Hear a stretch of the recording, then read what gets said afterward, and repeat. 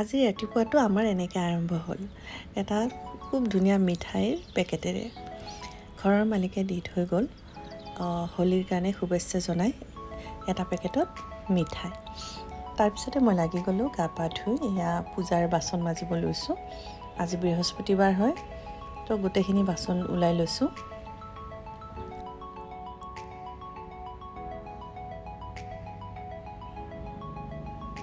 বাচন বৰ্তনখিনি ধুই ধুনীয়াকৈ ৰেডি কৰি ল'লোঁ আৰু তাৰপিছত এয়া মই গোপালক গা ধুৱাই আছোঁ। এতিয়া ঘৰটো ৰেডি কৰিলোঁ।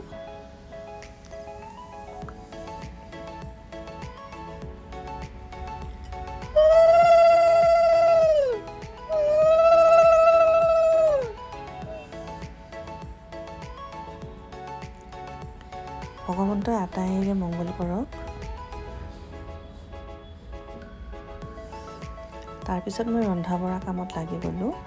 এয়া মই মানি প্লেণ্টডালত দিব আহিছোঁ মই চাউল ধোৱা পানী।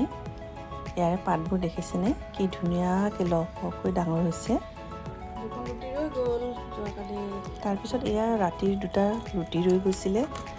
ভাবিলোঁ এই দুটা ৰুটিকে মডিফাই কৰি কিবা এটা নতুন ডিছ এটা বনাওঁ। তো তাৰ কাৰণে মই কি কৰিলোঁ, ৰুটিকেইখন এনেকৈ ধুনীয়াকৈ পাতল পাতলকৈ সৰু সৰুকৈ কাটি ল'লোঁ। একদম মিহিকৈ ধুনীয়াকৈ সৰু সৰুকৈ। পাস্তাবোৰ দেখিবলৈ যেনেকুৱা ঠিক তেনেকুৱা ষ্টাইলতে কাটিলোঁ। এয়া চাওকচোন। তাৰপিছত কেৰাহীত মই এচামুচৰো অকণমান কম তেল দিলোঁ, একেবাৰে কম তেল। পিঁয়াজ দিছোঁ আৰু কেইটামান মটৰো দিলোঁ। এয়া চচ হয়, ঘৰত যিমানবোৰ চচ আছিল গোটেই দিছোঁ। Soya sauce, Schezwan sauce, chilli sauce গোটেইবোৰ ধুনীয়াকৈ দি এনেকৈ লৰাই দিছোঁ। তাৰপিছত এয়া ৰুটিখিনি দি দিলোঁ।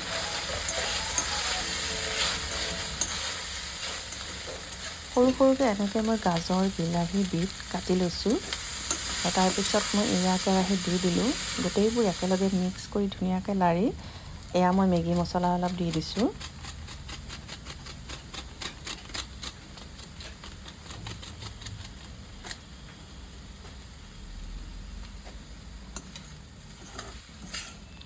শেষত দিলোঁ অকণমান ধনিয়া পাত। এয়া ৰেডি হৈ গ'ল স্পেচিয়েল ডিছ। ৰৈ যোৱা ৰুটিৰে এখন পাপৰ ভাজিছোঁ আৰু তাৰে ওপৰত এনেকৈ দি দিছোঁ। তিয়ঁহ দিছোঁ, বুন্দিয়া আৰু দৈ আৰু লগত এটা মিঠাই। এয়া হৈছে বেটাৰ আজিৰ ব্ৰেকফাষ্ট। আৰু আমি দুজনেও ধুনীয়াকৈ ভাত পানী খাই নিজৰ নিজৰ কামত ওলাই আহিলোঁ।